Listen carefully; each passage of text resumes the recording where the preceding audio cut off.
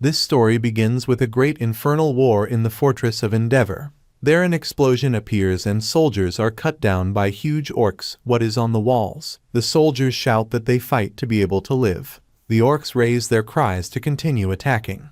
There are even wizard orcs who attack the barrier. The fortress just resists their attack.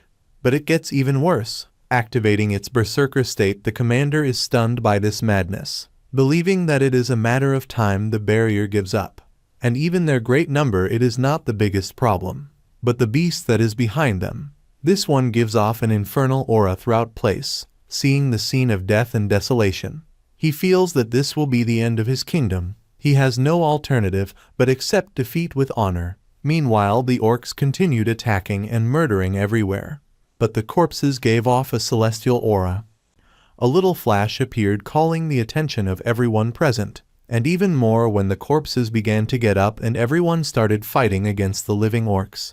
Then we see that the gigantic aura of the assassin boss orc, everything around him. The protagonist believes that with simple corpses they will not be able to defeat the boss. That's why he summons his 4 best soldiers, ordering them to undead army to attack, starting a battle that leaves anyone inside the radius of the orc in pieces. But an elite soldier reaches attack head-on, and when a giant cat appears, hitting him, making a combination that the orc can barely manage to dodge, but the last blow does connect, leaving him surprised. No one could believe that a necromancer was so strong with the sword, and could also have such high-level invocations. Even with entities that were supposed to be extinct, those present cannot believe what they see. The stage now had turned in their favor.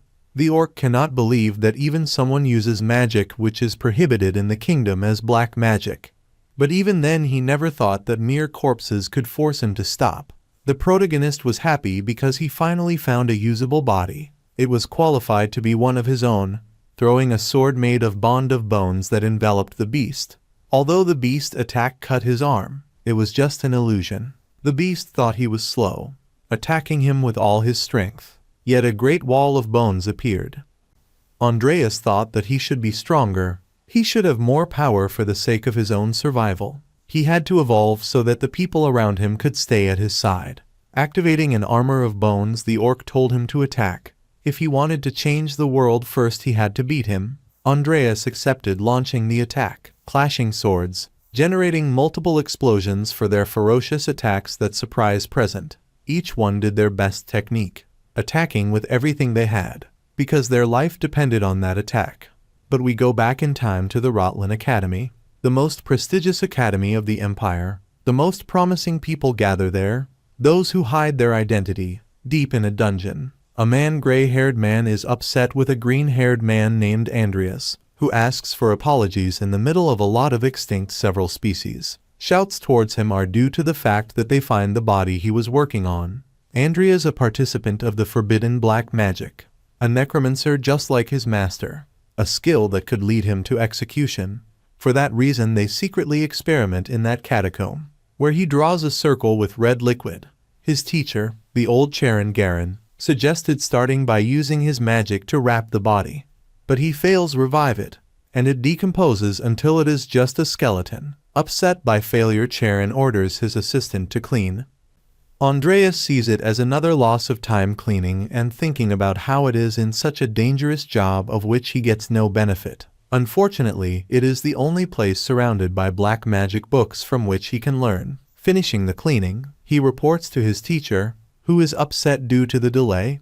Andreas also complains about not learning anything but can't do a lot. So he apologizes and asks another chance. Charon, not very happy, he gives it to him by sending him to the cemetery Vinels for an order.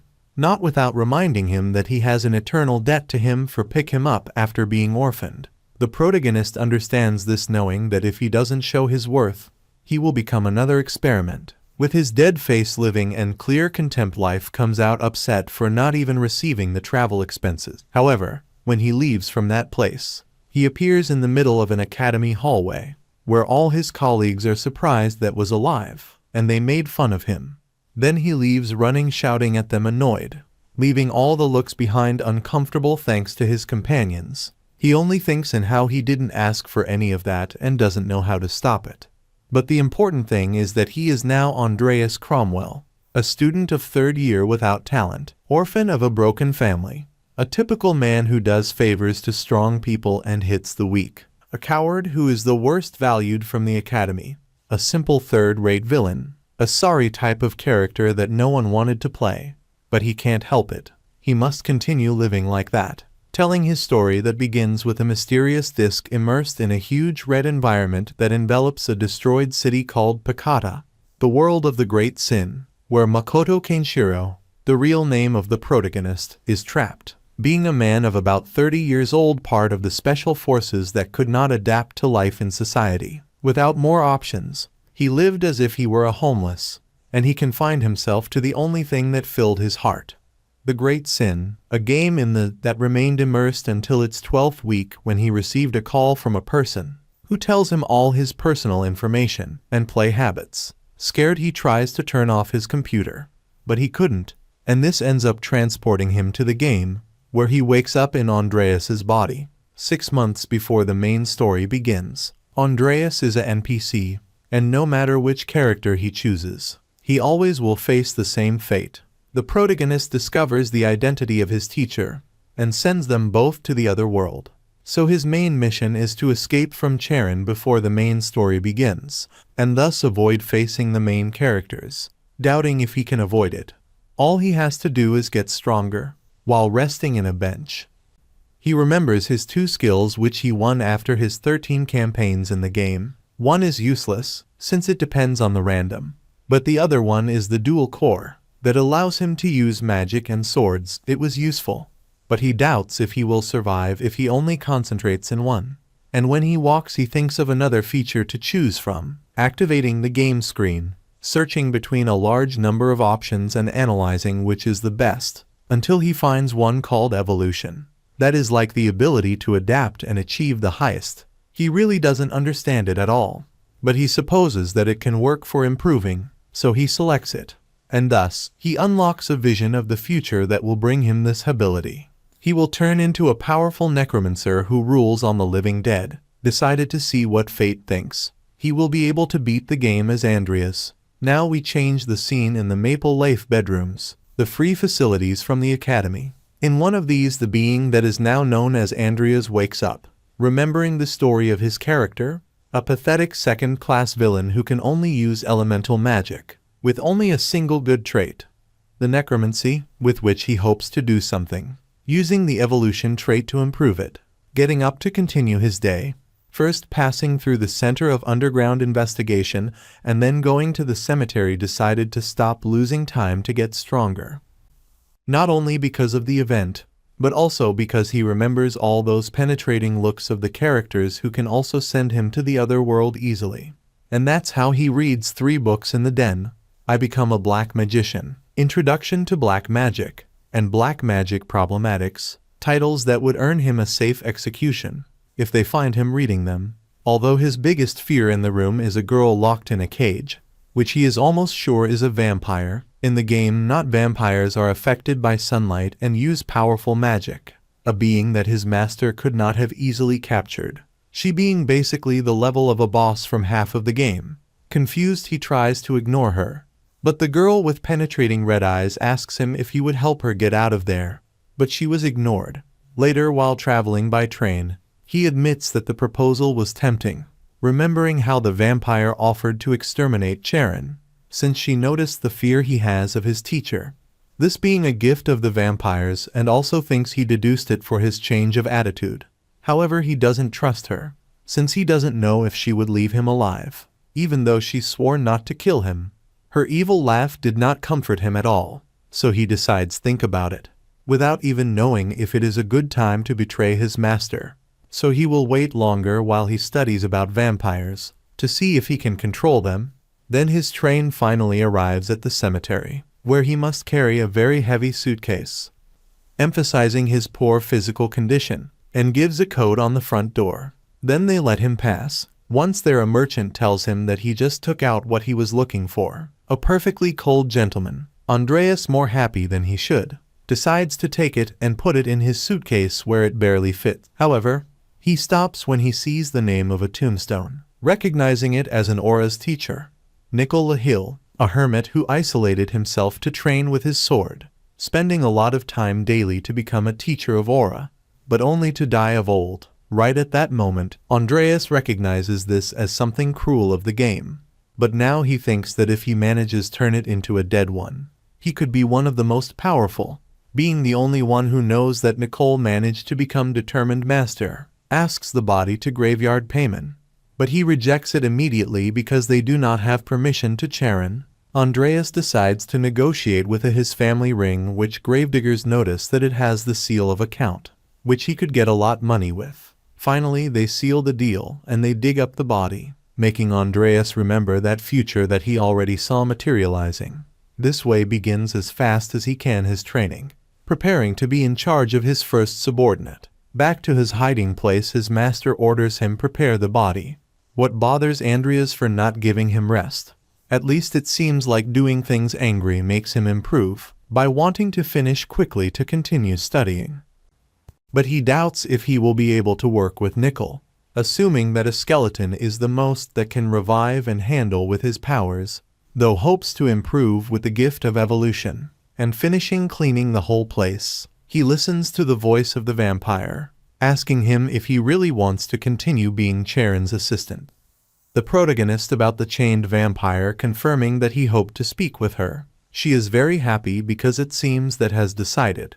But first Andreas asks how Charon managed catch her. She doesn't respond, but he's just looking to confirm his suspicion about something he read in a book. Annoyed, the vampire stares at him, warning him that this treatment could expire. Moving away into the darkness, the protagonist stops her and tells her that he will release her. She jumps in happiness on the bars, asking him to remove the chains. However, Andreas puts a condition that she swears by the name of her family that she will not send him to heaven. The vampire seems disappointed, but the protagonist confirms his suspicions. A deal in her family name becomes an unbreakable promise. She ends accepting, and right at that moment in front of Andreas, the screen is revealed of the game indicating that him have found a evolutionary specimen named Angela Lucifer, with a 55% chance evolution. The protagonist continues reviewing the screen, while the vampire sees him strangely by playing in the air. Andreas was very concentrated, since it seems that this power allows him to evolve to other entities that meet certain requirements, as long as they are not hostile towards him, seeing it as an opportunity perfect to try it before using it with Nicole by pressing the button evolution. The vampire feels that she has been fooled, until a red aura wraps around, making her scream in pain. Then she tries to stand, but she returns to recoil from pain again and again until falling unconscious. The protagonist remains unaware of what happened, complaining that the vampire is unconscious, without knowing if the experiment worked. At least he discovered that it can evolve abilities of other beings other than their invocations, so they may work on himself. Preparing everything to summon Nicole, he puts the body of this one in the middle of the circle and begins to perform his spell by filling the body of mana, which is very difficult with its current level, and begins to impregnate the mana that tears the skin off the skeleton, managing to lift it, confirming legendary skeleton summon.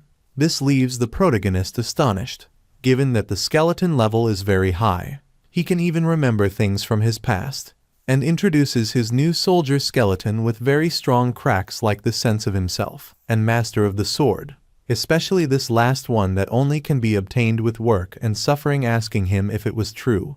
This responds with his skeletal hand that, of course, in the same way that accepts be at his service. After that, Andreas rests in his room, counting the days for the end of his teacher. Although he cannot rest a lot because his competition continues to increase, thinking about taking out his new soldier in a while.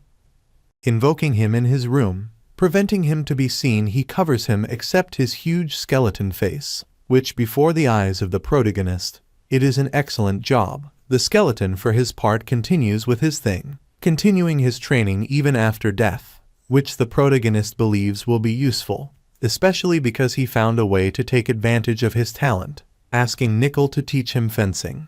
Here we are taught a parchment that explains to us that the talents are unlocked with achievements and they are improving, and also according to agreement to the duration of his title, being that movement of a word is the range taller above others, as a feat of the movement that is formed by two words, being this the second highest. Later Andrea continues training, thinking it's really out of stock, wondering if all the teachers of the Laura are that excessive and crazy. But he tries his best because he knows that when him become a master of the aura will be able to use that talent as much like mana thanks to its double core, with which he plans to follow the path of sword using both the mana of his heart and Danshan's. Being this really difficult at first, but with the tranquility of once overcomes the initial stages will be incredibly strong. Perhaps as much as the emperor who founded the town Edmund. Distracted by thinking about this, he receives a pinch from Skeleton and suggests him concentrate.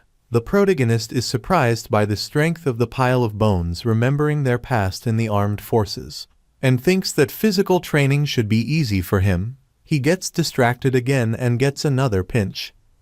This annoys him and threatens him with returning him to the grave. Sometime later he sees how much his stats have increased after the training, surprised that it has increased more than he expected, and thinks that it is strange that Charon hasn't bothered him throughout the day.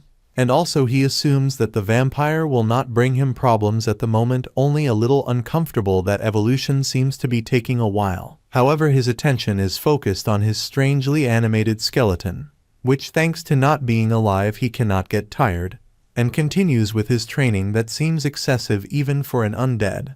The protagonist thinks that if he used magic potions could practice without getting tired like him, but they are very expensive, and although he knows the ingredients he doesn't know the cost of these, so the best thing will be to return to the school. And when he arrives at the classroom he attracts the attention of his colleagues, who doubt why he is back to school and his family is broken. He tries to ignore them, trying not to stand out, although he cannot avoid looking at a girl who sighs tired, and the class begins with teacher talking about herbs. Andreas seems to be bored seeing that the classes are the same as those in the game, only waiting for the parts combinations.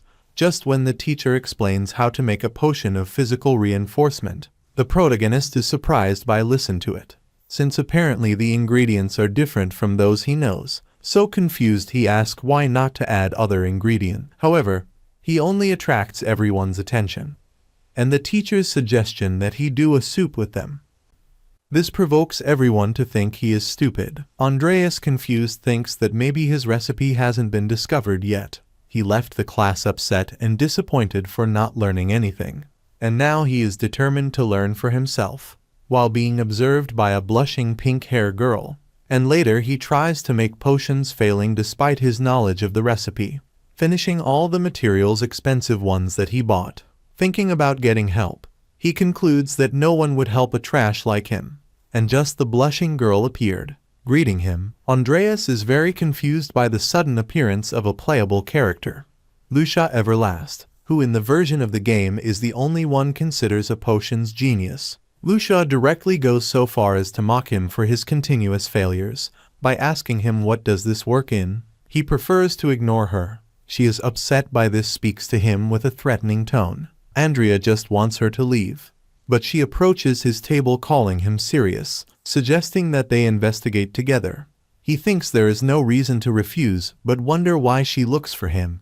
She just wants an investigation partner. The protagonist doesn't believe her because she wouldn't gain anything. Lucia just wants the gratitude of Andreas, which will be paid with his talent to create amazing things, helping her in her goal of creating something that does not yet exist in that world. Andreas knows the past of Lucia, who became a genius of the potions not only for her talent, but because she is looking for a cure for her incurable illness, which has been treated even by the best doctors without answer.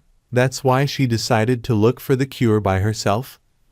However, finding it is complicated for anyone who hasn't played that game more than twice.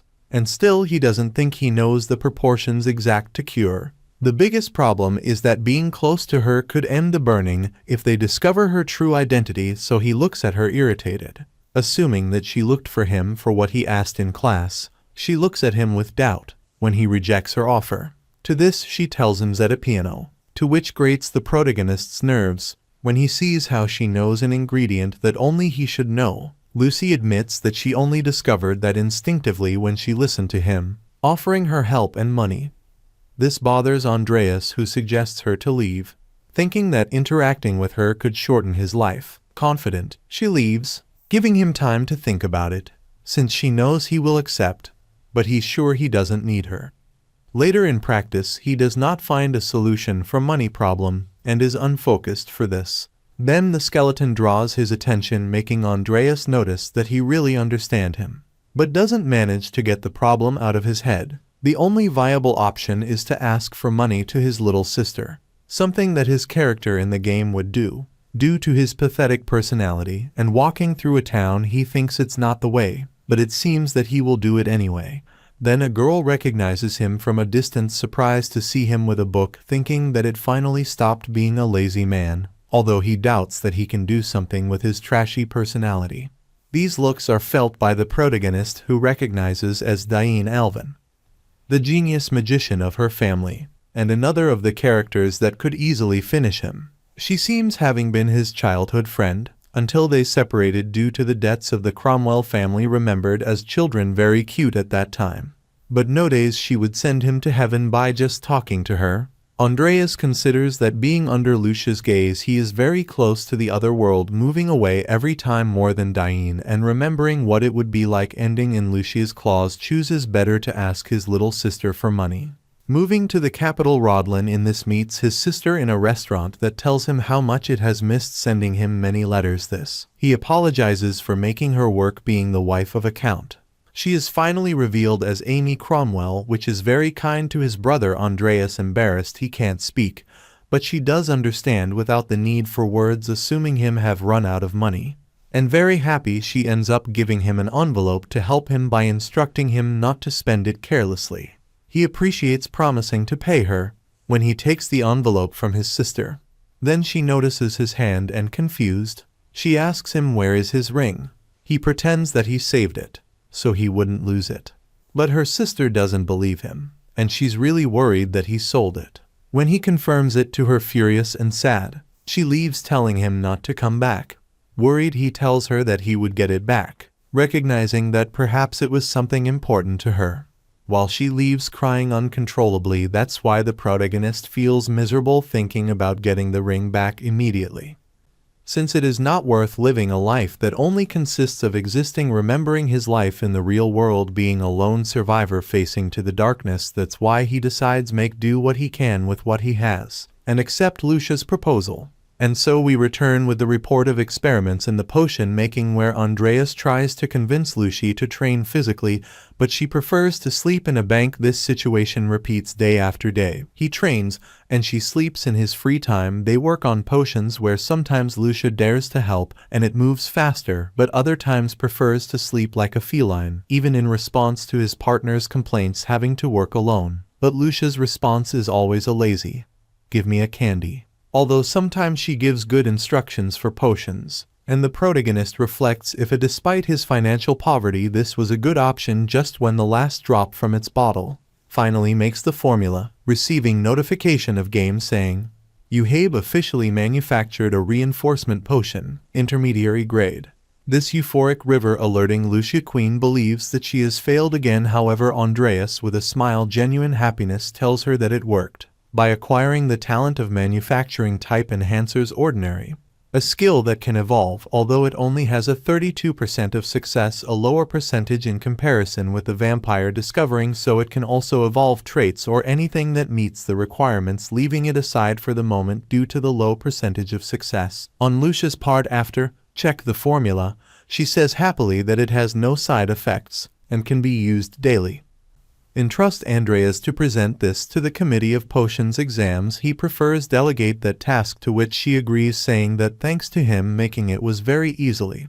The protagonist understands that the fact that she slept all the time was on purpose, but leaving his anger behind side, later sees that the evolution of Angela will still take 14 days, and she was on the ground with his body burning and feeling that underneath all that suffering should see something else. Later, Andrea heads to her first exam. Relaxed, thinks that Lucia will pass the exam easily. But what worries him is the next part, where him must overcome the castle towers. Now at this stage he knows that his magic and his ability to swordsman have increased so much that it will be enough to test the exam, by remembering that after this he must visit his vampire. In the distance, a blonde girl talked to Diane asking if she is calmed down for the next group exam. Salazar. Diane somberly replies that she is well no matter who him place her with since he is a model student. But the blonde changes her thoughts when asks if him have considered the possibility of ending up in a group with someone as hated as the protagonist, which makes Diane swallow spit. Just right when they arrive at the station, a teacher takes them out to explain to them what the exam will consist of. They will form groups of 4 people from the Department of Wizards and Warriors together with a supervisor, and they had until Monday to finish it. Starting the announcement of the groups, Andreas thinks that everything is lost. See that he is with other marginalized with reputations as bad as his, and their teacher among them is a fanatic of a cult. Hazard Gapri and a ruthless killer, Vivian Belkan, aka the lunatic. Her bad luck is confirmed upon meeting Christopher Groney, who comes only to belittle him for try to train like a warrior, being a magician, recognizing him as a gentleman who practices bullying. Hazard tries to smooth things over, worried about the lack of social Chris, what irritates Vivian, who feels eluded, bothering her as much as Chris. Andreas observes the scene without forget that his supervisor will also be a problem, a real gangster, Eve Clyde.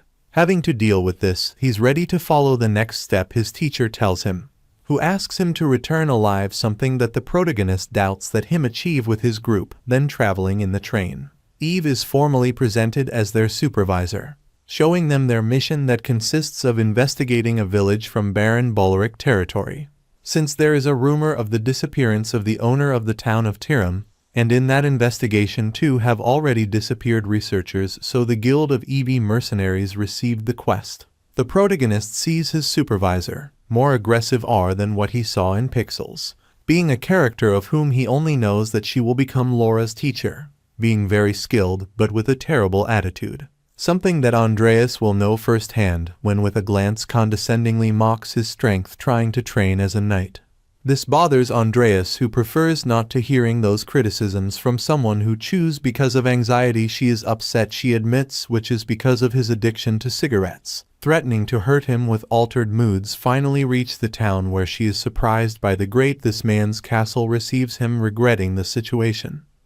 Apparently kidnapped ruler was his nephew who has no family, and just before the butler of the man retires comes close to whisper something in his ear. While Mira, the protagonist, and the man removes, the butler apologizes for his boss, suggesting he leave tomorrow. But Eve decides to leave immediately. Servant keeps looking at Andreas until they come out. Once outside, supervisor approaches Chris, who is taking care of the team, and observing the reflection of his sword, he wonders why the man looked so calm despite of the kidnapping of his nephew. Andreas asks if that's why she insisted on leaving, and she admits it, pointing out that the story is suspicious of the disappearance of the researchers, and since they only sent 2 in 2 months, its main clue is the attitude of the butler, who insisted that they should stay to sleep in the castle. That makes the decision to leave immediately seem to have ruined his plans, also with his expressions, breaths and tremors and gestures that had during the presentation. Andreas deduces that they were hiding something. Convinced, Eve decides to go directly to the place by using the carriage. It travels through the forest at great speed. Chris suggests find a place to rest, but his boss doesn't have intention to do so by going directly to the house of the kidnapped. Andreas, nervous, just determined to confirm his suspicions until his hand begins to shake, a feeling that they are going to increase as they approach the village. Everyone feels a Kai's vibration. Chris goes out to investigate, finding the carriage driver, who looks like having lost his mind, just like the horses. Hazard goes to see, and Eve throws a strong blow to the carriage trying to stop the horses, but they end unloading and colliding with the door of the town. Staying in the middle of the plaza, the driver remains with the broken bones near the fountain with the lost eyes, like many others people with zombie appearance dancing in the moonlight.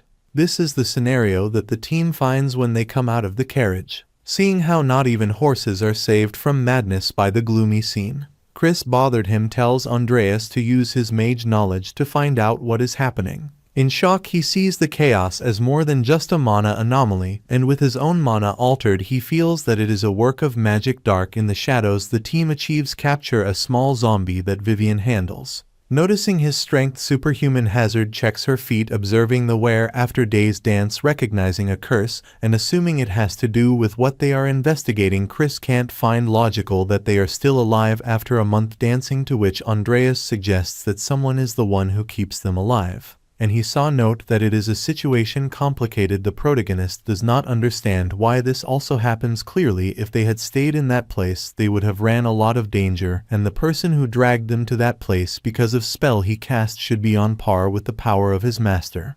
And right then he perceives dark mana on a large scale.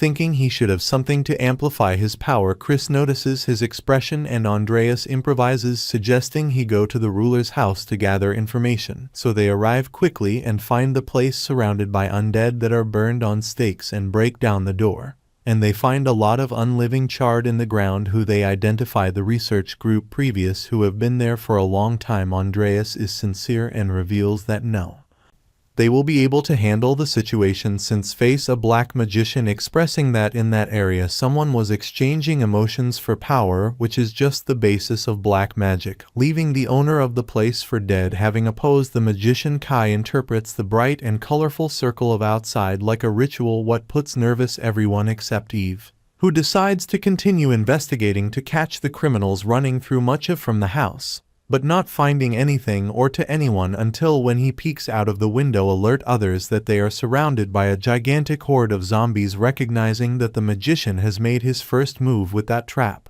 Hazard asks for orders from the supervisor, who, without knowing what to do, is sent to look for an escape route. The boy accepts, but doesn't get very far because a horde of zombies intercepts him and catches him. Chris runs to help him, achieving to save him and fight the zombies.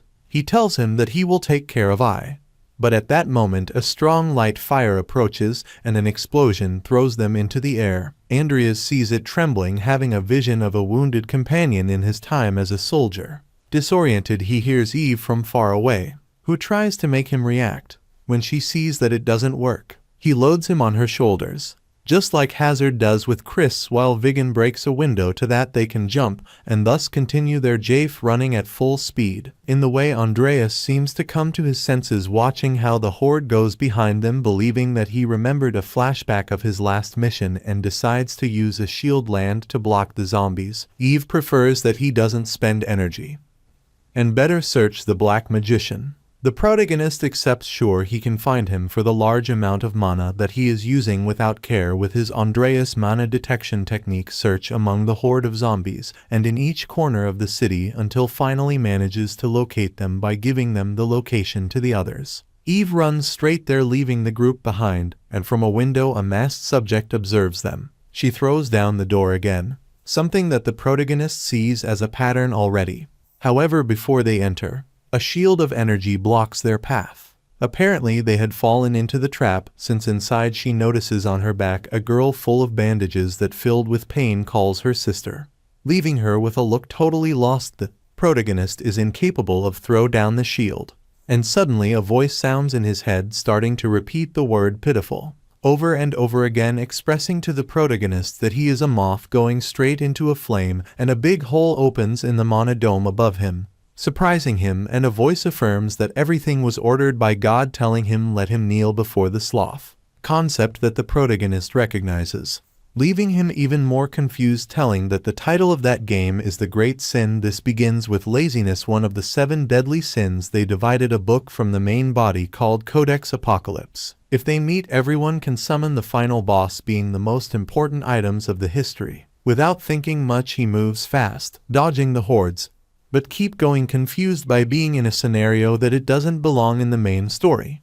He knows it's something him can't solve alone, so he goes in search of the others, finding Vivian, who enjoys euphoric to cut down the villagers' zombies. Andreas asks Hazard. It seems that he has gone crazy. Hazard admits not knowing anything about something the protagonist doesn't believe, yet he can't let an injured colleague behind. Seeing Chris, who is still very bad, on the ground, so Andreas, playing along with the coward Hazard, informs him that their supervisor is trapped, and a voice interrupts them, believing it was a pitiful scene. Since Vivian was ending innocent villagers get scared of him, it is a dark wizard, decides to flee pretending he's going to help Eve. Andreas prefers to let him go, since he must deal with Vivian, who is still crazy destroying the villagers. The protagonist assumes that dark magic is controlling her. He is afraid to interfere, seeing how she is about to be attacked. But she reacts quickly, leaving the protagonist amazed for her reflections.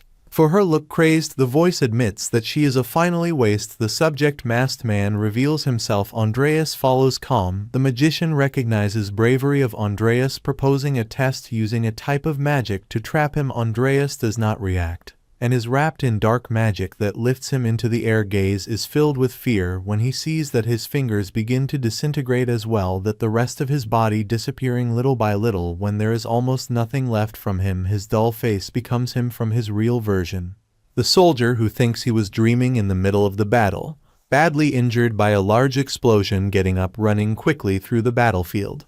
He looks for his companions until he stops with a bloody eye, looking surprised. What remains of one of them destroyed by the fire, recognizing it as Chohei, and runs to help him, screaming, desperately worried about what to do, but the face of him begins to transform into that of his father. The almost corpse extended his hand, handing him something. This was the same ring that he exchanged for the body of Nickel. This is what credited him as a true descendant of the family Cromwell. And with his last words he says not to complicate things further because of his family and be happy with Amy, leaving to the protagonist with a lump in his throat.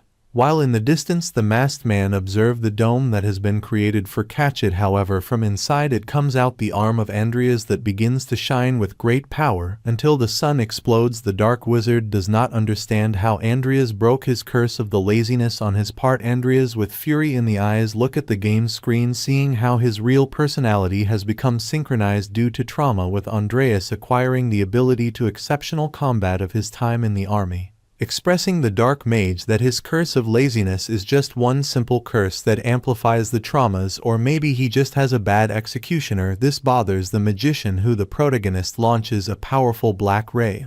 The protagonist dodges it thanks to his training in the special forces. What infuriates even more to the dark mage, who returns to attack only to be dodged once more. Andrea realizes that her rival, it's not that strong, but it won't be able to defeat him without using his necromancy. Confused magician asks who damn he is. Andreas responds by activating his necromancy skill, detecting 23 options, but for his ability alone allows him to activate 9 of these. Rise in the form of skeletons supporting Andreas. This one just looks surprised, thinking that the congregation had come to look for him. He didn't even knew of the existence of a dark magic congregation.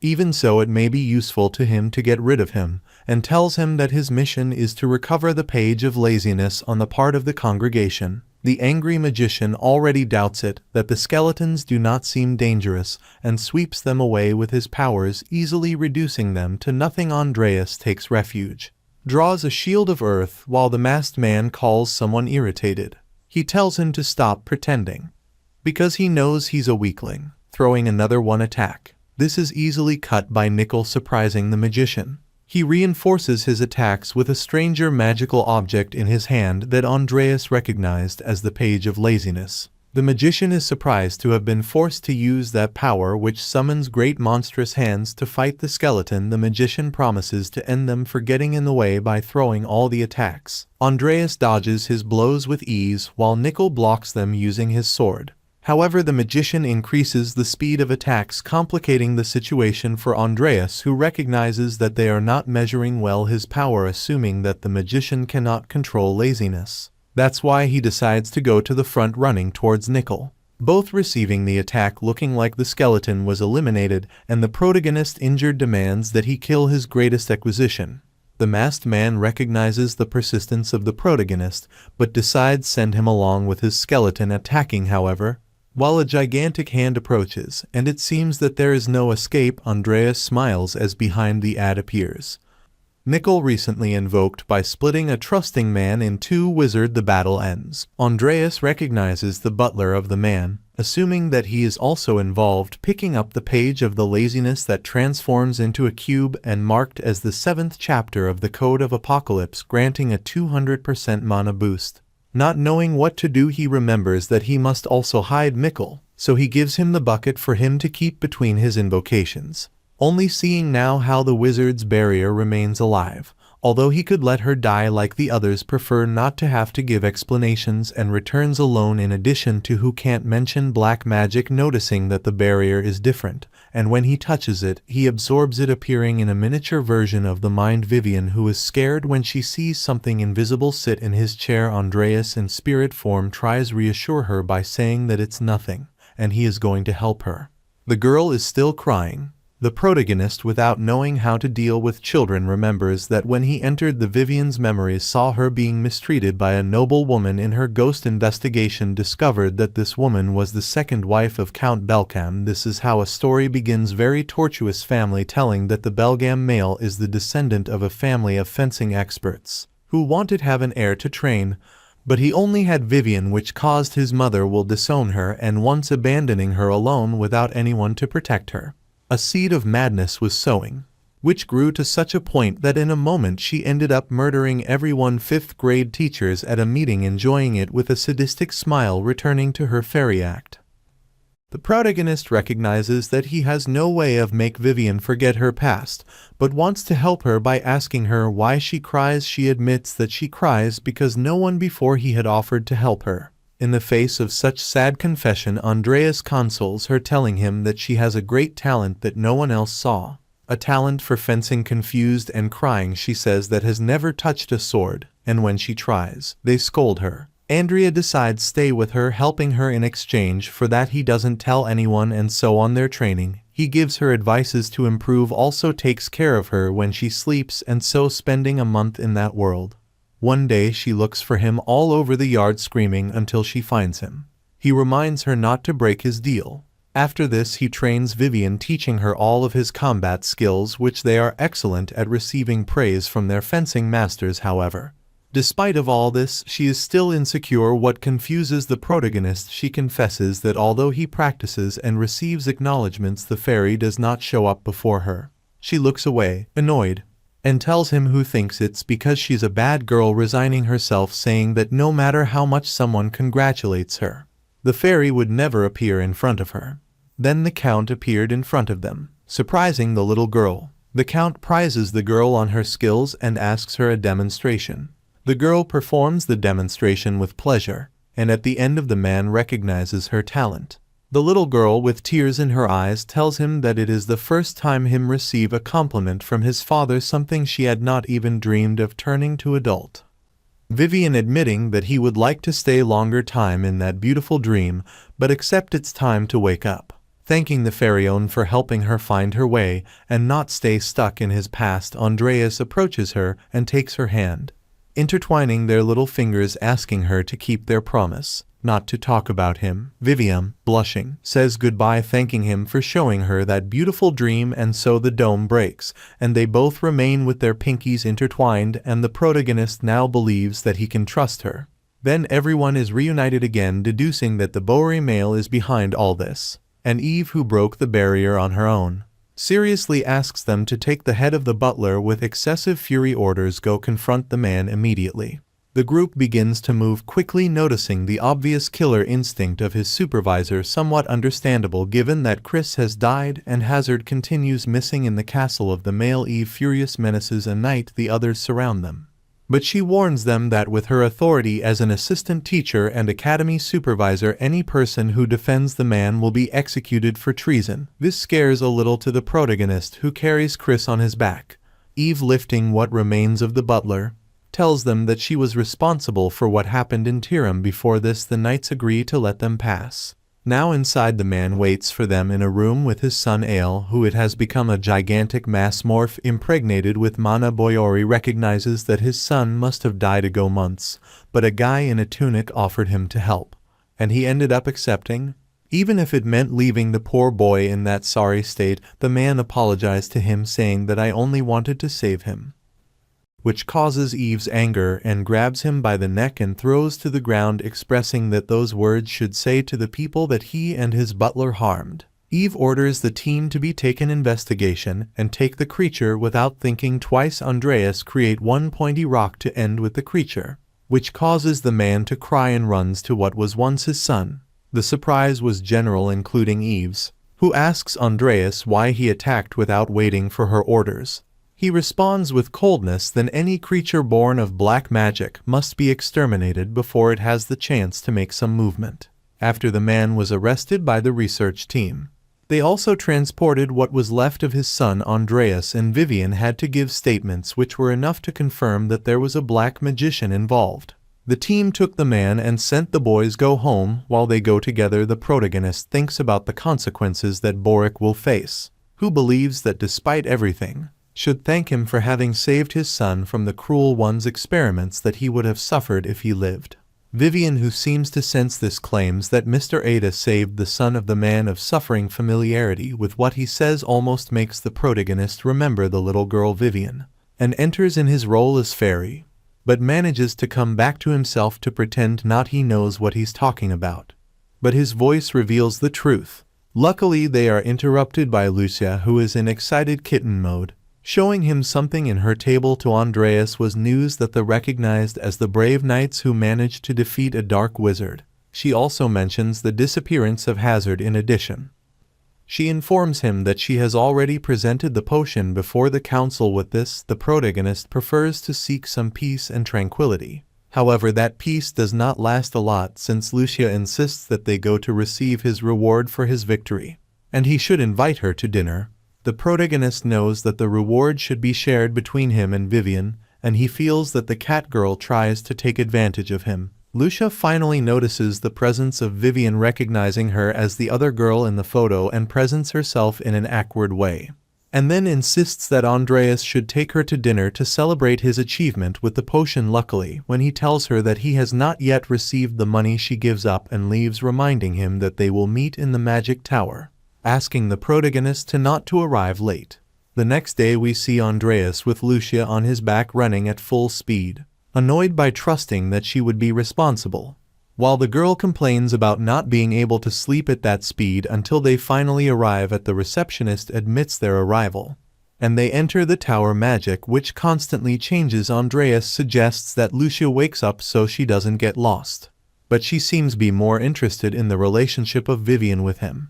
He prefers not to say too much. Nervous before the insistent gaze of the girl, he changes the subject. And now Lucia insists on dinner, bothering him over and over again, but they are interrupted by a voice that accuses them of being shameless since they were not nervous for being in that place. Both alerted, they feel the presence of a subject with a blindfold and an eagle on the shoulder that appears from the sky and takes them.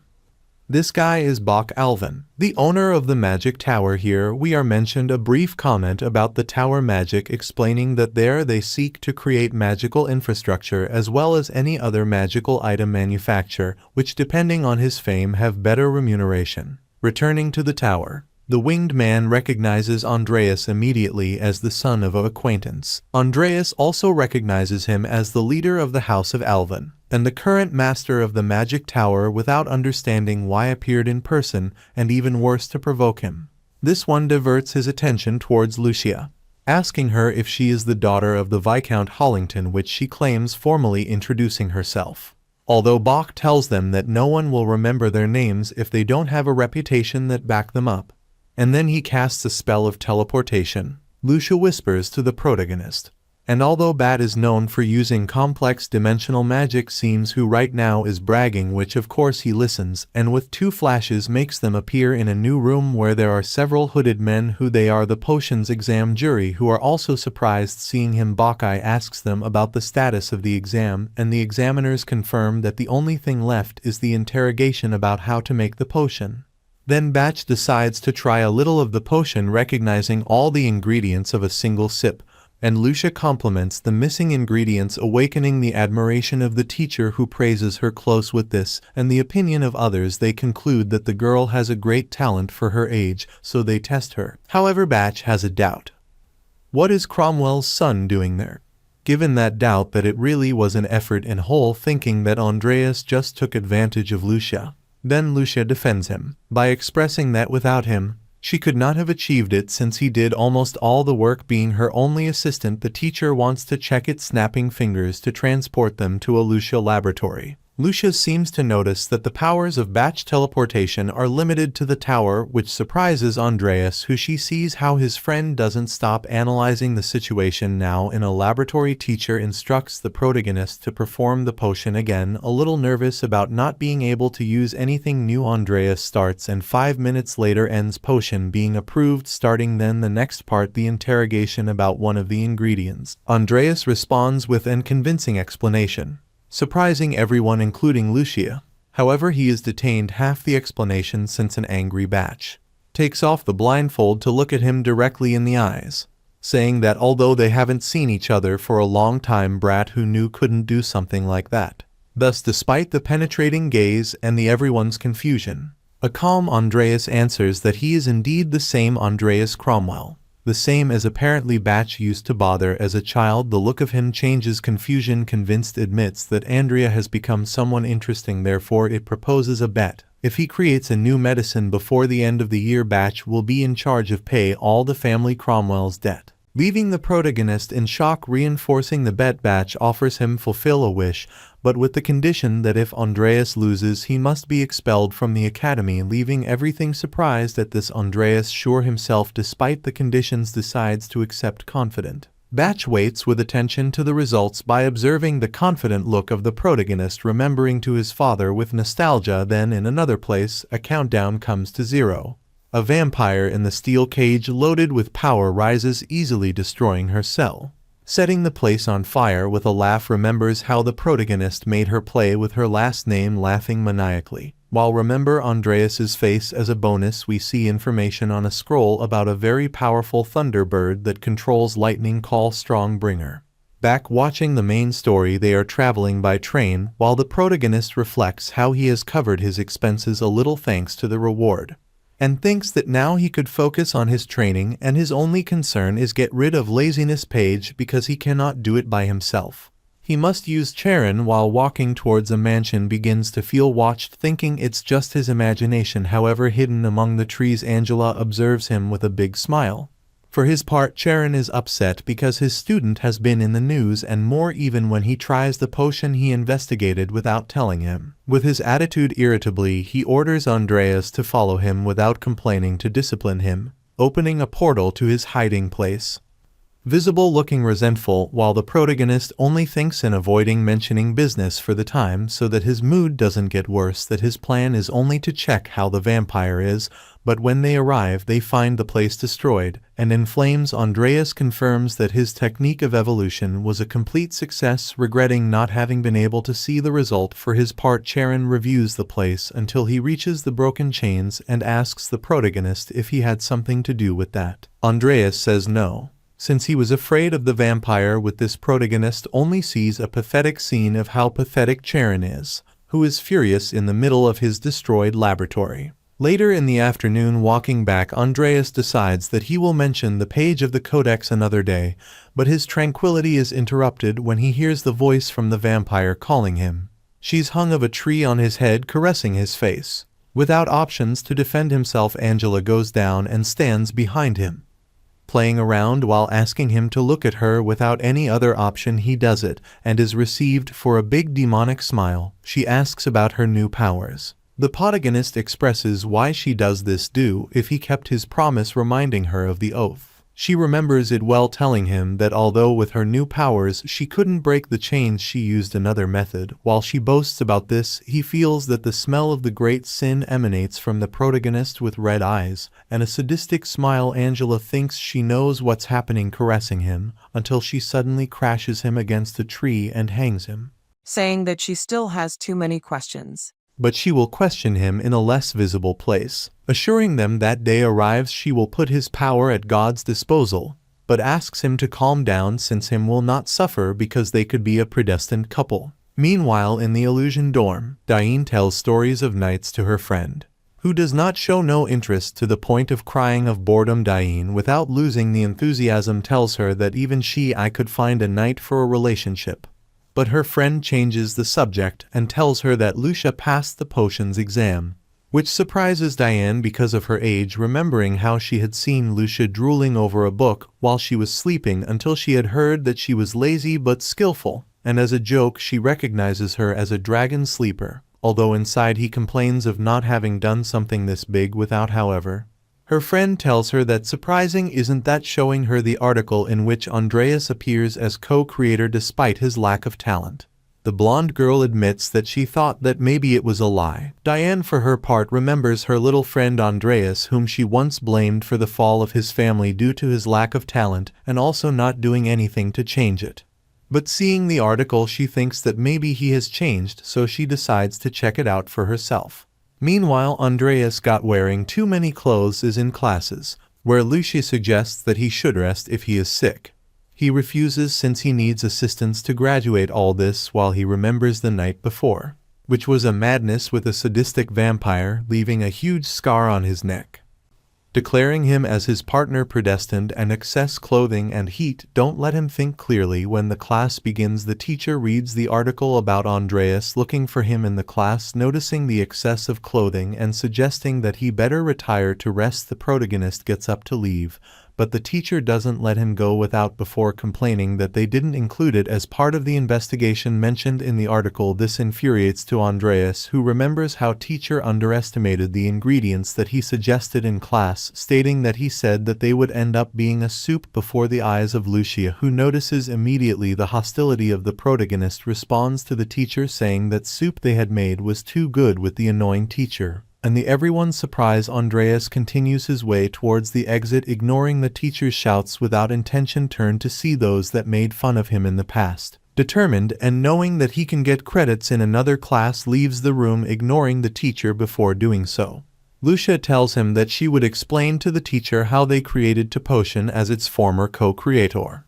They learned the fundamentals in his class, and then they continued their own investigation. As is the duty of students, his serious and refined look leaves the teacher delighted, who nods before her the girl, and finishes by saying that on a next occasion will ask his advice.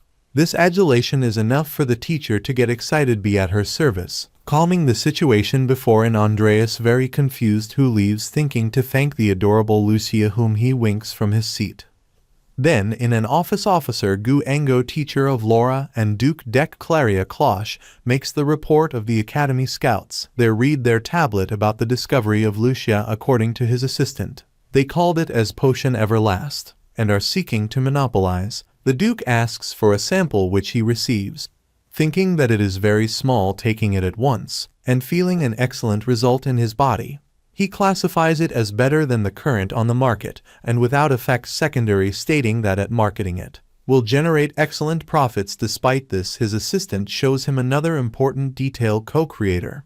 He recognizes him immediately, like Cain Cromwell's son, doubting that someone like him could be talented in creating potions. Assistant tells him that the rumors indicate that it is not, and that it is probably is taking advantage of Lucia, something that the Duke does not understand, since he sees no reason for her to add his name without reason, even without fully understanding it. And with want a nap, he tells his assistant, who investigates it and adds it to the list of complaining explorers. While falling asleep, on the other hand, in a darker place, a figure sitting in a chair asks a butler about the New Year's Eve award event. This one was an old man with a big beard, informing that the family Cromwell will be demoted by moving her cup of wine. The figure remembers Andreas, showing a huge and sadistic smile with a malicious look. He looks around the window, the silhouette of the protagonist, waiting to see if he is different from his father. Meanwhile, Andreas practices in his room, giving 10,000 blows with the sword. Up to that, the ground falls due to fatigue, using a potion to recover by combining an amplifying potion that improves his muscle recovery rate, other healing potion to combat fatigue, and the physical reinforcement potion, forming an infinite training system. Holding several potions, considers that although if it was risky to evolve its potion maker's skill was the best option. The success rate was high and obtained an excellent profit in the skill. With this, the amount of potions him have created has increased considerably, as well as its rate of success, waiting for it to continue like this, continue to grow, and so reflects on the floor that only needs a good corpse, some items to not worry about his strength. Although the problem is that he has not been able to talk to Charon on the page of laziness. That he went on a trip without saying anything. With nothing else to do, he decides to sleep to be fresh for class tomorrow. The next day meets an advertisement that says that as it was established on the tablet, the class will take place outdoors. Andreas doesn't have a tablet and couldn't see the app, so he recognizes this as one attempt to bother him from Bobbin. So he runs at full speed, arriving tired to the gardens of the academy, where he immediately notices the disappointing faces that indicate that it's a surprise exam. Then the teacher appears, mocking him for not having seen the ad. Andreas sees him as someone very immature. Luckily, Lucia takes him to explain him, showing him her tablet, while suggests that he should buy one. There, the protagonist reads the news that the professor discovered a new potion to wake up, and that organized an examination to analyze it immediately as a way to show it off. Bobbin, for his part, tells Andreas that for someone like him, it must be a piece of cake, hinting that he sees it with a future bright. Yet its true intention is to expose it as a fraud who took advantage of Lucia wanting to leave him as a trash student, and so on. He vigilates Andreas carefully while he works, and 4 hours later, the teacher he is stunned to see the results. Lucia being the first place, followed by Andreas, to the surprise of everyone, and the congratulations from Lucia, who calls him Seaweed as a nickname. But the environment changes when a chubby student appears, yelling at the teacher for having stolen his research to publish it under his own name, leaving everyone open their mouths. In the midst of chaos, Andreas asks Lucia her opinion about the case. She, without hesitation, thinks that the professor surely did it. With this, the protagonist decides to continue on his way, leaving Lucia alone and upset because he left without thanking her for hiring help. Andreas goes to the teacher, who is very nervous about the discussion, and asks about the potion, proposing that if it is his creation he should try it right there. The chubby seems to agree, although Bowen pretends complete confidence. Andreas asks him a question about the potion that leaves him in blank, while the chubby knows the answer easily. The teacher tries to evade the questionnaire, but the protagonist continues without getting answers from a teacher who is about to explode. The student's comments accused of stealing from their student, leaving him pale as a ghost, taking a breath to give a simple answer. The answer doesn't make sense and ends up reinforcing that the student chubby was right, and no matter how much he shouted, everyone starts to accuse the teacher of thieving, and they ask him to quit, without size options, against students, accusing them of having winged themselves in there against and thinking of taking the case to other measures. With upset students and teacher throwing a tantrum, Andreas think it's time to call the adults, suggesting that Sir Alvin investigate the case, stating that him can achieve it since he is his sponsor personal. This leaves the kitten Lucia astonished, who knows it's just a card to buy materials, but think that the teacher could fall into the trap. With the teacher trembling just thinking about Batch, decides to fall to the ground exhausted just before the eyes of an invisible Bach, who together with his eagle, he observes all the situation from afar, promising that the teacher will pay for everything he has done, and is also surprised by the impudence of the protagonist by threatening with his name. Batch recognizes that Andreas learned quickly the ingredients of the formula, and think that it is possible to believe another medication before the end of the year, something that he really expects. Later in the cafeteria, Lucia sees how her dinner has become a simple meal in the academy cafeteria with Vivian. Andreas asks Lucia if she is not going to eat. Embarrassed, she rushes to eat and burns hand, causing a small. Andreas scandal takes his rib by the edge without burning and bathes it in the sauce and gives it to her, before the eyes of the kitty Lucia, who really seems to be enjoying, and a Vivian that seems to feel jealous. This one asks that he should do the same to her, which he does. In the way out, the three walk the hallways while Lucia insists that Andreas buy one tablet so him are not as lost as today. He refuses since he does not want to spend in something that according to his magic is nothing. Meanwhile, Vivian is blushing, thinking that Mr. Fairy gave meat to her. Andreas tells her that for a millionaire is not so expensive, but for him it is. Vivian, after listening to him, offers her reward by calling him Mr. Fairy. That leaves Lucia and Andreas, who rejects both the offer and the nickname, then decide to leave despite Lucia's complaints because they have just eat. Still, he says goodbye just like Vivian. The protagonist walks through the hallways illuminated until they meet a diffuse figure approaching to him. He is Charon, whom he greets. This one orders him to go to his laboratory the next day. following with a very cold attitude and scattered eyes, while Andreas thinks that appeared at the right time. Then in a gun shop, Andreas buys one sword in case his master wants play dirty with the codex, until it is surprised by Diane, who shows up surprised to find him in a blacksmith holding a big box of gift. The protagonist greets her cordially, telling him that he is looking for a sword security without him asking her, explains that the box is a gift for him achievement of his brother, unlocking in Andreas a memory from his childhood related to Carlos Alvin, the brother of Diane who he used to bother her with. They went along very well, but he was not alive anymore. When the start begins main story of the game, that's why knows so little about him. Only that he died in the end of the year event. This event is related to Hazard Escape, who after the mission will join the Sero cult that will carry out an attack on the school.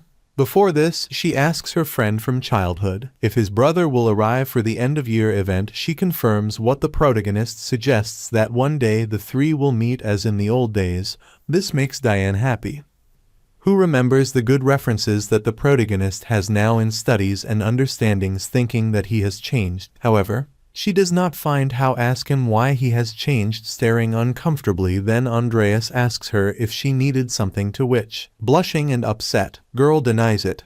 With this she decides leave, although she finds the courage to ask her something when he is not there anymore. Meanwhile, Andreas walks thinking about Carlos and in how there is still time for that. Later event, Charon communicates to the protagonist looking for a replacement for Angela, although he doubts he will find it before weekend congregation meeting week, to which Andreas, also the protagonist, will attend.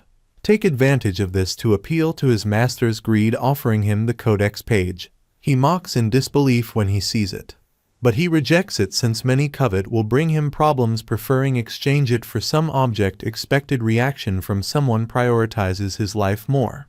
During the night they both travel in a carriage driven by a skeleton heading to the eastern board. Andreas thinks that driving to the city his teacher will be easy, but the congregation is full of people dangerous. For Charon's part, it seems happy, thinking about exchanging the page of laziness for some object for him. Andrea knows that Charon considers that everything the protagonist has by default is his, so he will surely finish using it as a shield. And the carriage stop abruptly. Karen looks at him through the eyes of skeleton and visualize a man with beard and hood standing in front of the horses. The man approaches the window and asks them to go to the congregation with them. The protagonist immediately recognizes him. Salem was ranked one of the top 10 from the continent, who quickly settles into the carriage, telling that Salem is a character obsessed with exploration that is not afraid to deal with what forbidden, has the nickname of the devil who search for the truth. Andreas believes that will complicate on his part. He does not hide his expression of disgust, which bothers Salem, causing her teacher to almost die of fright while apologizing. Humiliated, however, Salem only mocks Charon and then directs his attention to Andreas and asks his name. The protagonist introduces himself. To this, Salem immediately is surprised and enters in an affectionate way, and tells Charon, who has managed to have another Cromwell, leaving the protagonist confused, and thus a blushing Salem approaches Andreas to give him advice to fight everything he can. With this, the journey becomes silent without the protagonist being able to ask Charon anything, since with such a serious expression does not seem willing to respond. In that the carriage stops again when a black shadow with hat on the ground, this one materializes by presenting itself as Dragon, a man with a monocle who is sorry for the interruption. He was planning something until he saw that they came out and got out of the carriage, changing his expression. And so the four walked together towards the depths of the forest, while Salon was bothering Dragon, who clearly he doesn't stand him. The protagonist, while going behind, saw Dragon, a being that comes from the depths of the sea, probably came after the page of laziness, until who ran into Salem. And while they were walking through the forest, Charon observed a giant tree with a light in its interior, assuming that there found the congregation. Too loudly, said Salem, complaining. This one stood up good spirits when he noticed that there were wizards, ambitious men nearby, taking out his staff to have fun. They were looking to attack.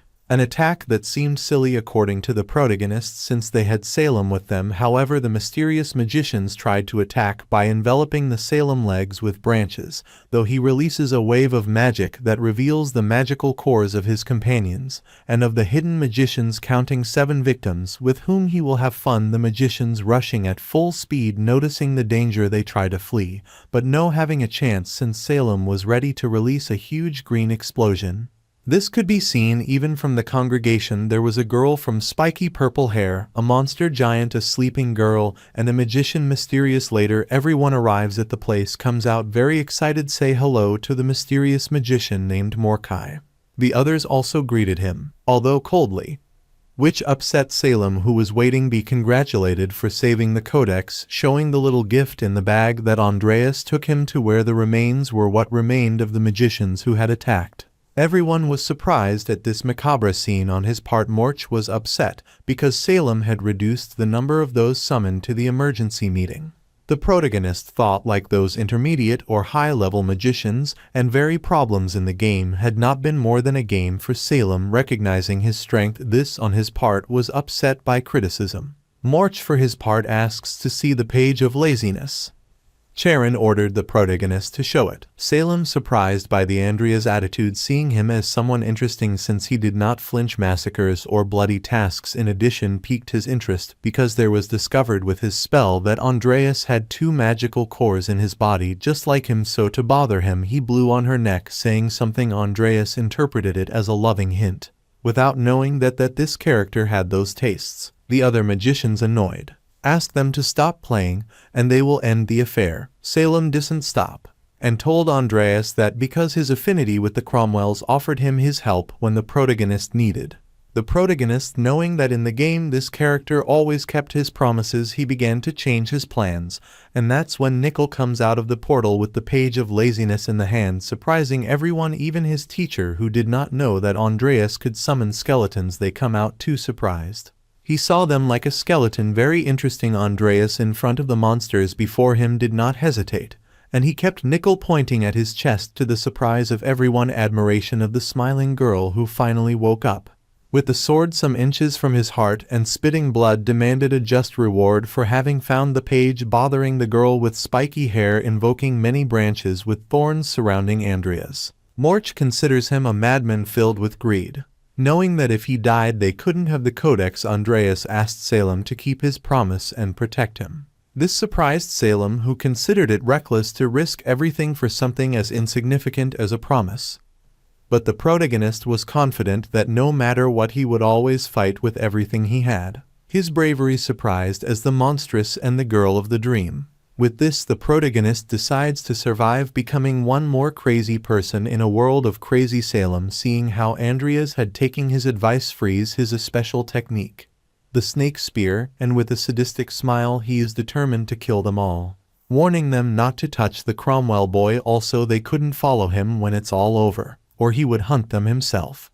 Although some doubted Salem, with a big smile, he stated that he had never. He lied, getting serious, and so the magicians gave up. In front of Andreas, who didn't even know what exactly he wanted.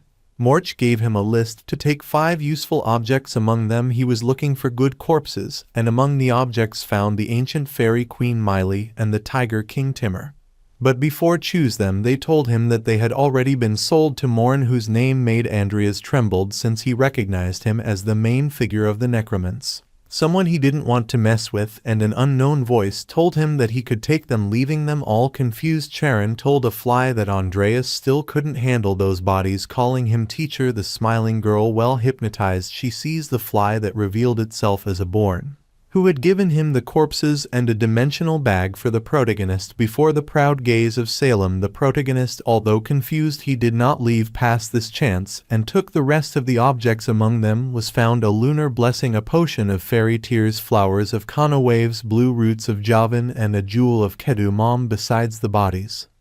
Although Salem thought that Andreas could have chosen better, however, the protagonist, I needed those objects to create expensive potions and the cure for Lucia. And now it was time to hand over the laziness page. Nickel came out and delivered, followed by Salem, who approached Andreas to tell him that prepare to escape using his cane, making a gigantic hole in the wall, flying through with the protagonist. The others were just trying to follow him. Worried, Andreas supposed that once delivered the page they would delete it, otherwise if it were because they would have died. This one plan to put him safe where he would like.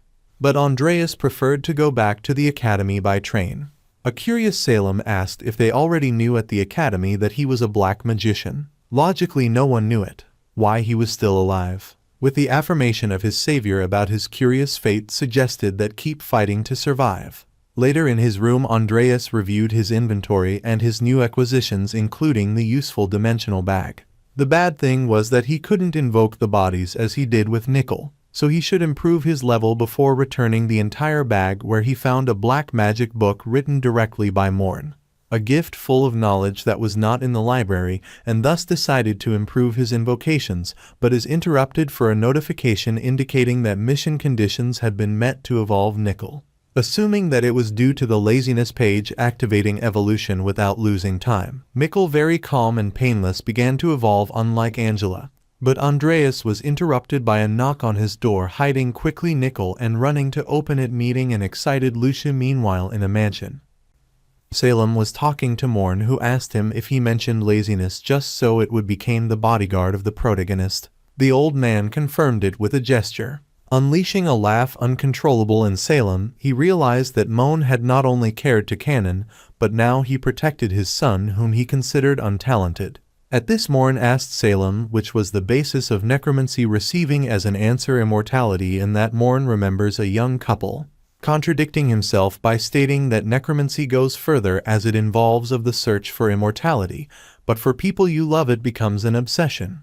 Salem considered it something fanciful, but Morn told him that as a wise man he should understand this. Intrigued, he began to assume that there was something more to it. The relationship with the Cromwell. Morn asked him what he thought of Andreas, which he responds that he will be the most madman of the place, surpassing himself, and he was looking forward to seeing him in the future.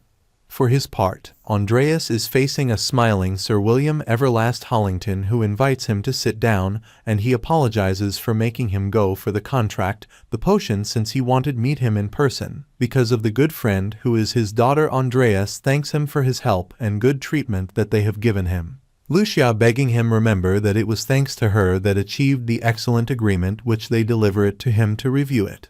With a 60% of the benefits of the potion, Andreas finds out that he will receive some incredible 800,000 billion of wands. Game currency. The amount leaves him completely in shock, and even more so when Hollington predicts that this figure will increase in the next payment after become a millionaire.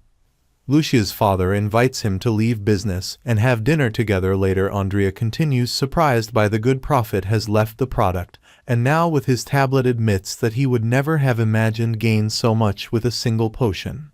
The product is very popular both for battle as for general use, that will allow him to receive more support from nobles with 1 million wells in their power. Reflect that the debt of the Cromwell only costs 3.5 million, and still buying it all would have plenty of money. Addressing then to the National Cemetery, where he plans to start to recover his things, starting with his ring. Once inside, meets Payman, an amassed one. The protagonist asks who is him, and the answer is that it is an intermediary to avoid problems in the deal. The three enter a house where they have tea in the twilight. Andreas observes the masked man, thinking that someone as collateral does not should hide his face nor wear his sword. It was clearly a lie. He also knows that Payman practices necromancy in the cemetery, but it is a level comparable to his master, not presenting a challenge since he has greatly improved his skill in necromancy and has a good command of earth magic and great ability physics. The only detail is not knowing the strength of the masked man, in that Payman offers a special tea brought from the congregation, but Andreas demands his ring without hospitality anymore, because the corpse he obtained in exchange was mediocre. Even so, as thanks for his silence, offers him 5 million wells, what leaves Payman cold. This one recognizes that Andreas has grown up without that he realized, but still asks for a highest price. Andreas receives this like a typical villain negotiation, with Payman extra limiting himself when ordered some of the things that Andreas got from the congregation. He calmly took a sip of tea and made it clear that there is no negotiation. only the price that is already he offered, surprising Mast and infuriating Payman. Andreas knew from the beginning that it was not a honest negotiation, calling Nickel, who has completely changed, becoming a ghost of the level 5 legendary sloth. What makes Simon tremble? Who is scared? He promises the masked man that if he finished with Andreas he would pay him more, but before that I can finish the sentence. Nickel was behind him, being barely stopped by the masked man. What surprises the protagonist without time to think? Andreas' face, the sticky bombs of the masked, which is also capable of keep up with the skeleton, keeping him out of it. Recognizing it as someone exceptional during the fight, the masked man threw strong blows that Nickel barely dodges, managing to recover to attack his leg and knock him down. In the air, Nickel waited with his shining sword, generating a great flash. Andreas recognizes aura abilities of Nickel, who faces a tough rival. Both clash swords again, and Nickel takes advantage by hurting his opponent, leaving him without balance. Even so, masked man responds by crossing the skeleton's skull, but surprised seeing that Nickel is covered with energy, and continues forward, connecting a knee that sends him flying out the window outside. Payman and Mardigo at the fall of his companion with his undead, telling him make an effort if him wants the payment. Andreas comes out to see that Payman has summoned his undead by the gravedigger, believing that Nickel is one of the corpses that the protagonist obtained from the congregation. Summons his best undeads along with others emerging from the tombs. Andreas is forced to change strategy, so he and his skeleton separate to look for the right time to attack. The rub starts cutting skeletons as best he can, although some take it off guard using earth spells, noting that the skeletons do not cease to be, and destroy them using rocks. Meanwhile, he must dodge arrows fired by other undead. Payman, amazed, no understand how they can't beat a child. For his part, Nickel and the masked man remain very, even without being able to move. Then the protagonist sees that Nickel has a bomb in his clothes that explodes, sending them flying. For Andreas, exhausted without being able to use his potions, keep cutting all the skeletons he can. Every time more and more tired after passing through one of them, he can barely shake it off with his body limit, and his muscles on the edge of the tier is forced to block an acid spit from a monster, and realizes that him can only last until that. Nickel returns, continuing towards the monster cuts ahead, doubting himself will be able to resist much more, and just when ends with another skeleton is impacted by the axe of a giant skeleton, can barely block, and is dragged by the blow, but he uses his skull to hit Andreas, leaving him in the ground, almost unconscious. Begins to connect brutal blows to the face, with vision blurred by the blows to his face. Begins to lament end his life, there remembering the people that he loved, his friend Lucia with her illness and Vivian. But that gives him a reason to live, can't afford dying. With a bloody face, activates Danchin due to stress, which allows him to use the aura thanks to his dual core, managing to activate the awakening, and thus continuing his struggles with blurred vision. Andreas hear a cry for help when him arrive. Go to Payman, threatened by Nickel. Relieved of, he asks Payman to give him back his ring, but the Negromancer tries to negotiate without. However, Andreas sees that there is nothing left but do, since the masked man has lost the head, picking up his sword and approaching an upset Payman, silencing him and cutting off his hand, thus sealing the negotiations. Payman relents and gives the ring location, but seconds then falls to the ground lifeless, surprising Andreas when he realized that the sword of the masked man was poisoned. Approaching him, he remembers that they called him Dan during the fight, thinking maybe he recognizes it, taking off his mask. But his appearance changes completely. Andreas tries the mask on himself and acquires the appearance of the masked man, confirming who has found the man who started war in the game, Bloody Dan. This character in the future would be hired to kidnap the son of the head of the North, triggering a war between the Empire and the North, a war that will spread throughout the continent. Also affecting Andrea feels lucky to have avoided that conflict, since the character was not so important, thanking him for the mask, sending skeleton to get his ring back. Later, Andreas is in a clinic, hurt, reading the article about it happened in the cemetery that catalogued everything, like a fight between the Negromancer and the mercenary for gold, leaving him out of research, and is now focusing on the important thing, to buy his old house, imagining how his sister will react when she finds out. At that moment someone appears covering his eyes so him can guess who it is. It's about Lucia, who, upon not getting answers after a while, he gets bored and upset with him, more seriously asks him how he ended up in that state, and Andreas lies blaming the training. But because of how nervous he is, Lucia doesn't believe at all. So she tells him if he continues like that he will die. At that moment they are interrupted by a very worried Vivian, and she throws herself at Andreas, crying before the look of surprise and jealousy from Lucia. Meanwhile, Andreas with a smile comforts Vivian by expressing that everything was fine. A week later, in an elegant carriage, Andreas reads a book, while his sister asks him where takes her. She admits that she only accompanied because he recovered the ring, but he doesn't understand what he's doing or how he paid for the carriage. When they finally arrive, she anxiously is asking him what it is that the protagonist wants to show her. The protagonist prefers to keep the surprise, while an old woman named Lupine suggests them to get out of the carriage to see the surprise. Confused, she is surprised to see Lupine. There the protagonist explains to her that he hired her as his head maid. The upset woman knows that he has no money to make those expenses, apologize to the old lady on behalf of her brother, thinking that he doesn't understand how debts work. Then she sees something that leaves her amazed. When she gets off the carriage, discovers Applewood Mansion, his childhood home and memories with her father and Andreas return to her incredulous mind. She asks what they do there. Lupine, happy, gives him a reading the letter. She is worried when she sees that Andreas has bought the mansion. Surprised, she thinks what her brother did something bad to get the money, but he explains to her that he invented a potion and shows her the details in the tablet, promising that she will no longer have to work so hard because he will help her. She, barely containing them, see all the effort his child has made brother, and remembers how she treated him when discovered that he sold the ring by breaking to cry, remembering that she said no, never come back, apologizing.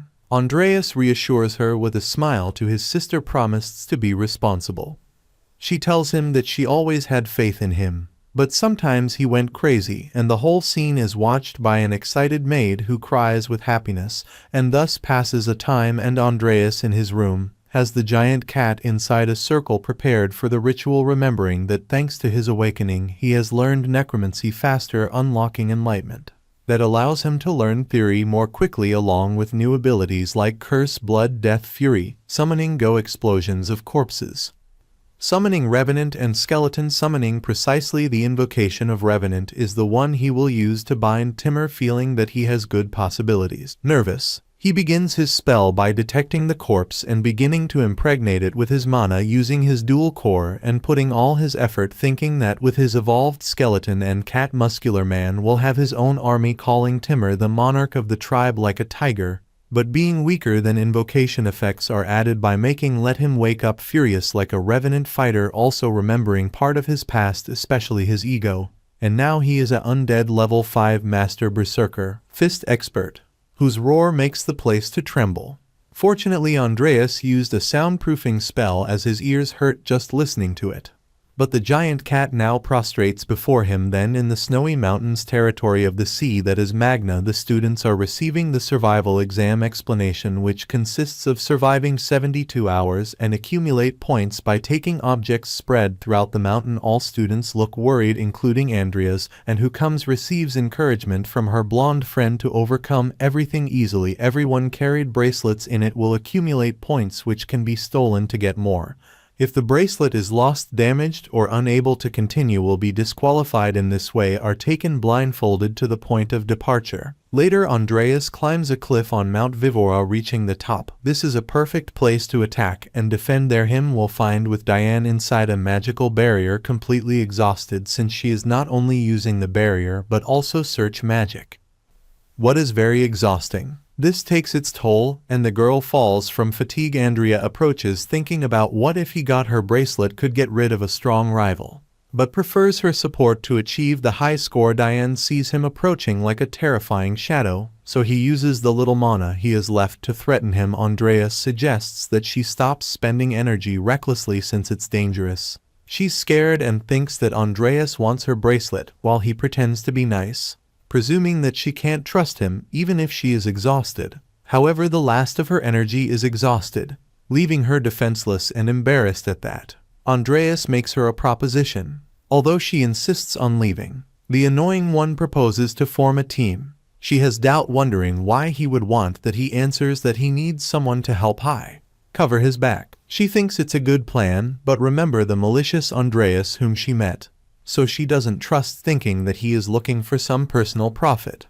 Then the protagonist executes the plan B, taking out a chocolate bar that makes Diane drool and seems convince her. Nearby, a student is massacred with a troubled troll of vision that, together with an elf, look for a green-haired boy. Having captured a blonde and not looking like the one they are looking for, they throw him with the other corpses on the ground, determined to find his objective. In that, the elf complains about the weather, and an eye orders them to finish the work of this. A magician materializes, who the monsters recognize as Kidwell, asking why they sent someone as strong as him for a simple student. But he says he doesn't care, he just wants them to follow the orders of the Master Gasper. The monsters complain while they follow the trail, determined to eliminate as many students as they can, believing that this way they will find their aim sooner or later. Kidwell, for his part, only sees them as bait and distraction to place the circle's explosives in the mountains with which ones to bury the target of his teacher. Back with them, Andreas and Diane manage to capture more bracelets by catch his companions moving quickly. They head to the next objective. Diane notes that the protagonist can track and easily capture by scrolling complicated places what doesn't seem proper of a magician. As he climbs with his magic, she notes that Andreas is completely different, walking behind. She doesn't hesitate to ask what happened to him, since until recently G was like a complete garbage. The protagonist smiling at seeing how direct she is. He is honest, telling her that if he continued to be that trash he would have lost everything. He admits that he never paid attention to Ami, his only family, and that giving gives because of that. He decided to improve process, discovered his gift, and asks him sorry for everything she has done to him. Somewhat surprised, she accepts his apology and smiles, accepting Andreas' offer of aim together for the top. In the distance, Civi watches them and listens to all this, surprised at how someone like him did not hesitate for 2 seconds to finish off that poor boy. Can't believe that someone who has been rubbish changes so suddenly. What it seems interesting. Then the duo goes all out speed through the snow, trying to reach to the next point on the map. However, at that moment a gigantic axe surprised them, barely avoiding it. This came of the troll with bad vision, and the goblin Andreas recognizes the monsters that are approaching. Diane, worried, rushes to get behind him. Although seems calmed, the environment is not calm, since there are many bodies scattered on the ground, terrifying Diane, who is confused. Her confusion increases when the cheerful elf tells his companion they found the one they were looking for. With this, the duo prepares to attack. The protagonist understands the situation and asks if they know him. The big guy tells him that they have come for him, while the elf is eager to attack, although Andreas prefers that they talk in private, moving away from Diane, who wanted to fight. But he rejects her, asking her to leave and take care of the wounded students. This reassures with their confidence. The euphoric elf rejoices at the ease that was convincing him. That's why the three of them walked away to a part of the mountain where they could do as much noise as they wanted. The elf asks his partner if that would be enough with taking the head, so that they recognized. He supposes so, preparing to attack, launching with a blow from his axe. Andreas dodges him easily, but now he was attacked by the attacks from the elf. He could dodge them, but he has no rest, since he attacks him, causing a gigantic clash of weapons, which Andreas wins. The duo watches in disbelief as the axe is split in two by one simple magician. Andreas, confident, decides call them by their names, Mantos and Glau, advising them to leave aside the prejudice that a magician cannot use a sword. They are surprised that know their names and see how he begins to gather mana. By offering to trade, he was willing to say how he knows his names if they reveal whom of the congregation sent them. The frightened duo, seeing that things are complicated, observe as Andreas summons Nickel and Timur, assuring them that he will get the information in one way or another. Both feeling cheated and upset, they mention Kidwell's name that Andreas listen while stopping his undead, instructing them only to cut the one who would try to run away. This bothers both of them, making the orc to attack him. The protagonist, who sees the blow coming, combines his training as a soldier with the skills of that world, diverting and turning to give him a brutal kick. The goblin attacks him immediately, but Andreas, still in the air, uses his hands to disarm him and take his dagger, assuring him that he will teach him how to use it, beginning to make several cuts to Glau, who cannot defend himself. While his partner was knocked out on the ground, the elf can't do much either. He receives more cuts until Andreas sends him flying with a kick and prints in the snow with his body. Mantle's barely conscious and seriously injured observes how his partner is. Andreas feels disappointed that his undead could not have fun with them.